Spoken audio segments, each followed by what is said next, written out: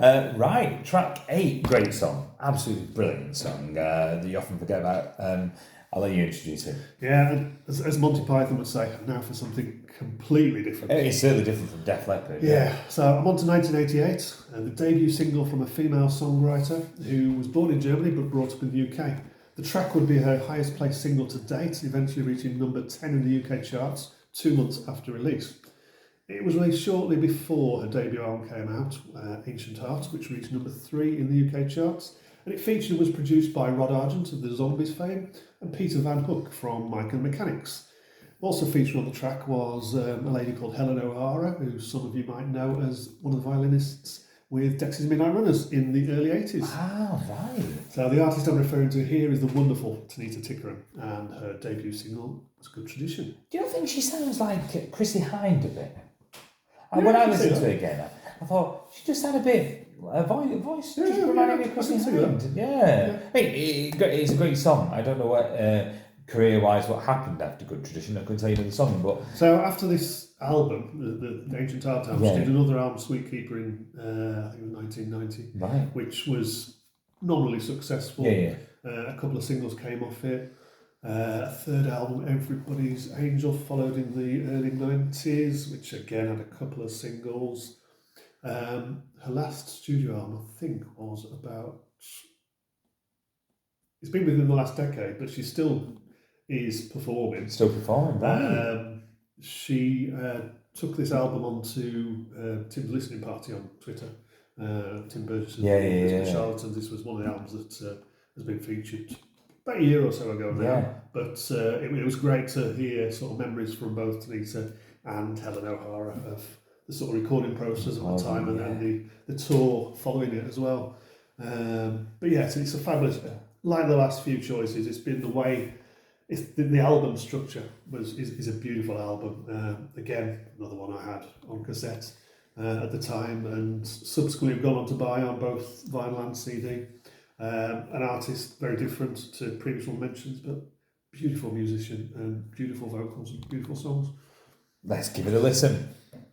Right, well, I had Kylie as one of my picks. You've got Kylie, a different song. Yeah. What have you picked? I picked Hand on Your Heart. So I went for the second album, Enjoy Yourself. I sort of looked at I Should Be So Lucky. I thought, yeah, that'd be an obvious choice. It's sort of first single. I looked at any of the songs off the first album, all of which have been phenomenally successful. Hand on Your Heart was a third UK number one, following both I Should Be So Lucky and Especially For You.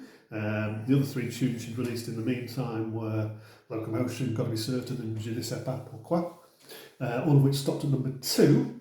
But yeah, right from Kylie's debut album, Kylie, another one I had on cassette. Got all those beloved regular cassettes. plays. I would stick with Kylie. My taste would change, but I've always stuck with Kylie from then onwards. So I'd probably veer away for a bit, but I have all her albums and I've seen her live a few times now. The first time was January 7. I was fortunate enough to go to Glastonbury in 2005, where Kylie was rumoured to be headlining, and then was going to be headlining, but then sadly was diagnosed with breast cancer, so I had to pull that. I vowed at that point that if I got the opportunity, I would go and see her. I remember seeing her live, I think it was about 2000, 2001, and I was frustrated at the time. I didn't really enjoy that because she went off like every one or two couple of songs to go and change her outfit, and it just seemed to kill the tempo of the show. But I wasn't expecting it, and I was like, oh, I came away feeling a bit disappointed. I remember that. She certainly still does do that sort of costume change thing. Yeah. Sort of every sort of half dozen songs, like you say. Certainly when I saw her on the Showgirl Homecoming tour, which was 2007. One of the things that you would love was she did a feature that was called Revenge of the Cybermen, and she got a cyber sort of outfit. I forgot she was in Doctor Who. It was pre-Doctor Who. Pre-Doctor Who. Yeah, it was pre-Doctor Who, but it fitted well with. They managed to get the Doctor Who theme linked into Can't Get In My Head, I think. They mixed the tunes into, and it's just it's a massive theatrical performance. Any Kylie show.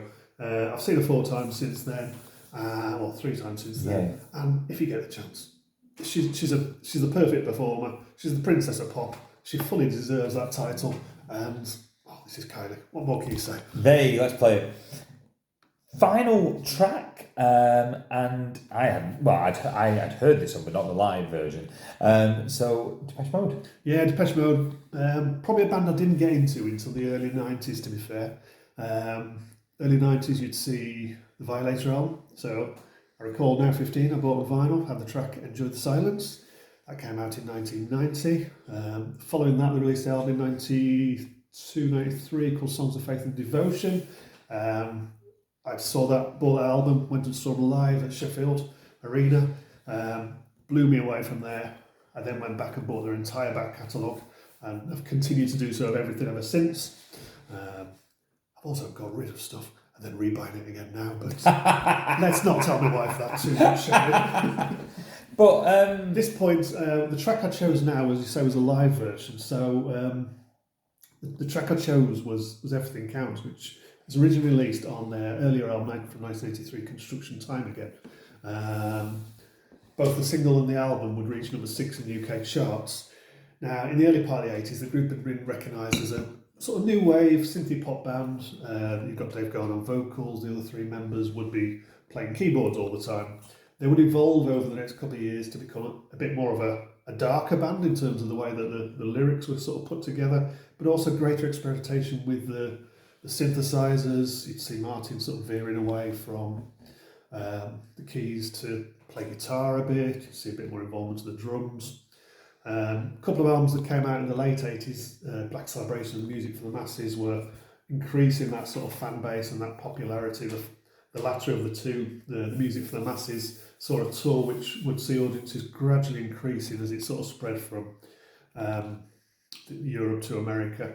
And subsequently, they added on an additional date at Pasadena Rose Bowl, where over 60,000 fans would attend, which would be the largest attendance there at that venue for that decade. Oh my word. And it proved a launchpad to get great success for the band in the States.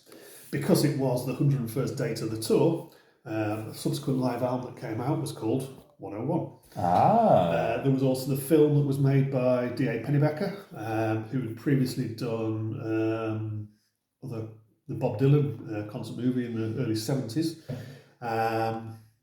And that sort of film reflected the journey of half a dozen fans travelling across the States to the gig, interspersed with gig footage. Right. So the track I chose, Everything Counts Live, was the final encore of the concert. And one of the reasons I chose it was because of, you get to a point 5 minutes, 15 seconds in, and lead singer Dave Garn stops singing, and the band are playing for another 20 seconds or so before they stop.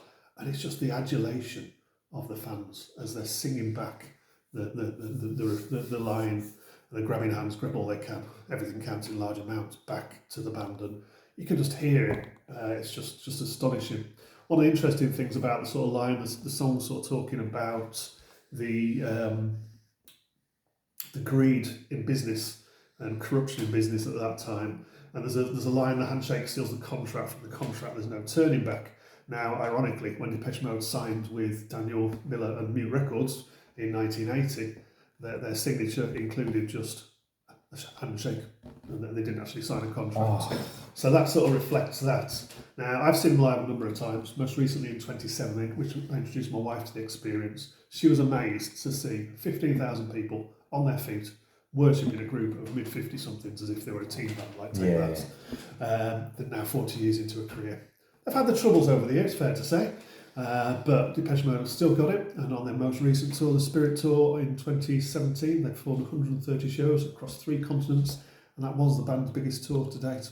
So they're still massive, and they're getting bigger all the time. I mean, 42 years into a career. I was just going to ask, do they still kind of acknowledge their early 80s material? Because obviously it sounds so different from the newer stuff. Do they still play like? Yeah, I just can't get enough. Yeah. It occasionally gets played. It's re-evaluated slightly. So whenever they go on the road, what they tend to do is they tend to twist the songs to sound slightly differently to how they're originally recorded.